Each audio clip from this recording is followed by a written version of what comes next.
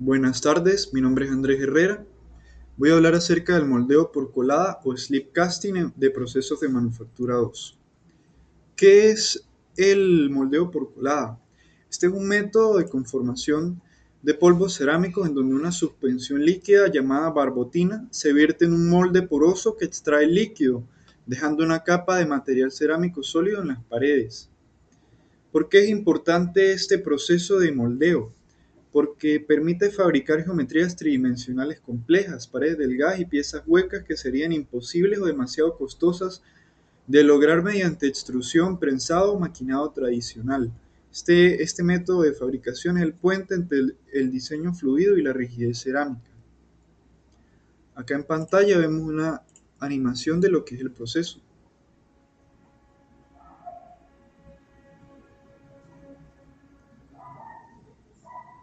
Muy bien, pasamos ahora con los fundamentos técnicos.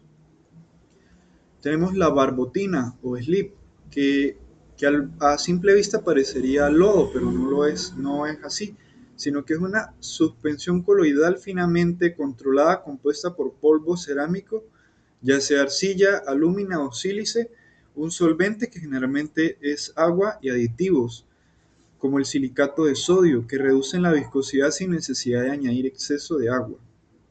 Ahora, el yeso, que también en inglés se denomina Plaster of Paris. Este material es clave porque tiene una microestructura altamente porosa que actúa como una esponja capilar.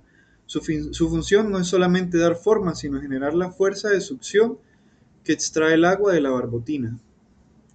Continuamos con la descripción del proceso.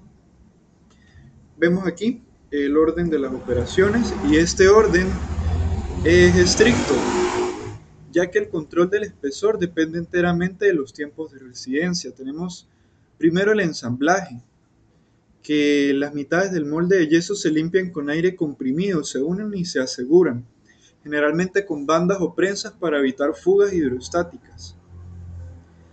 En resumen, se limpia y se sellan los moldes. Luego se pasa al vertido. Aquí la barbotina se vierte lentamente y de manera continua en la cavidad del molde para evitar atrapar burbujas de aire que generarían defectos estructurales o porosidad. Luego vamos con la consolidación.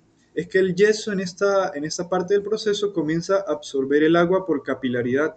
Las partículas cerámicas se compactan contra la pared del molde, formando una capa sólida que crece en espesor con el paso del tiempo.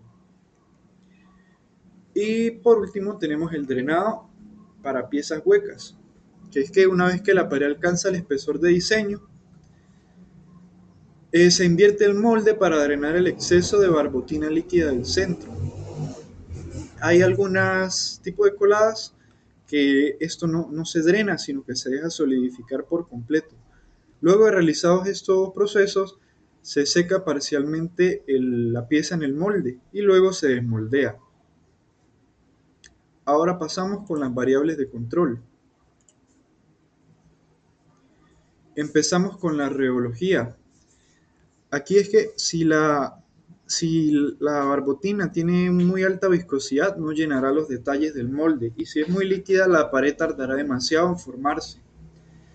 Ahora, el tiempo de colada es la variable principal para controlar el proceso de la pieza, del proceso del espesor de la pieza. La tasa de formación de la pared sigue una relación parabólica con el tiempo.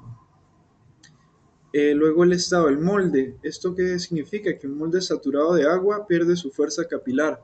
Los moldes de yeso tienen una vida útil limitada, generalmente de 50 a 100 ciclos, antes de que sus poros se tapen con partículas finas. Por último, el ambiente. Aquí es afectado el proceso directamente por la velocidad del secado y la contracción en estado verde. Un secado irregular genera esfuerzos residuales y grietas. Ahora pasamos con las ventajas y limitaciones. Vemos aquí la primera característica, que es el costo y el utillaje. El utillaje son los moldes de yeso.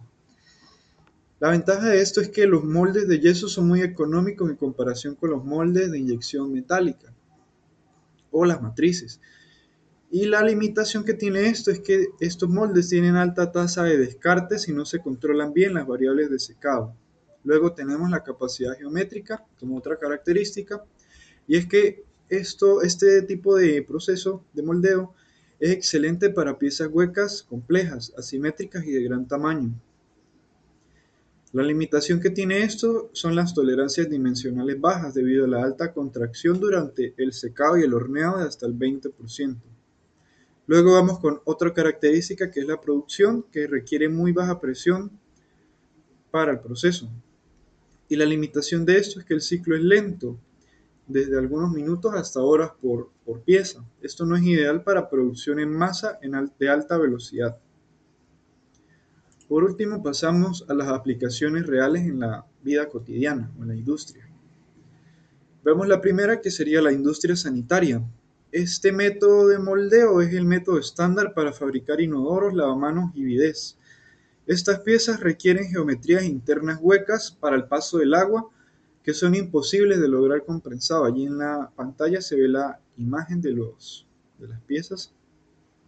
Luego tenemos también la cerámica fina y las vajillas como teteras, jarrones y figuras decorativas con detalles intrincados. Y por último tenemos la ingeniería térmica avanzada, que es que aquí se utiliza para fabricar los núcleos cerámicos sacrificables que van dentro de los álabes de las turbinas de gas, por ejemplo, que esto sería una aplicación de turbomáquinas.